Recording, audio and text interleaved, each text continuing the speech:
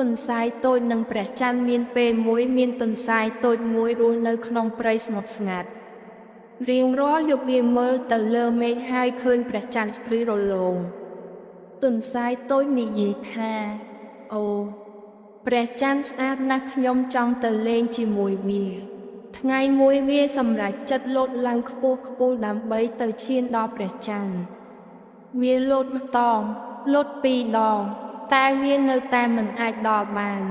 ពេលវាធុញងើយវាអង្គុយលើស្មៅហើយមើលទៅមេឃវិញព្រះច័ន្ទដូចជាស្រស់ស្អាតនិងញញឹមទៅកាន់វា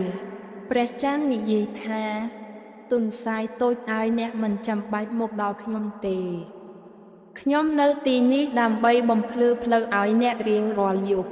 ទុនសាយតូចញញឹមហើយមានអារម្មណ៍កប់ទៅក្នុងចិត្ត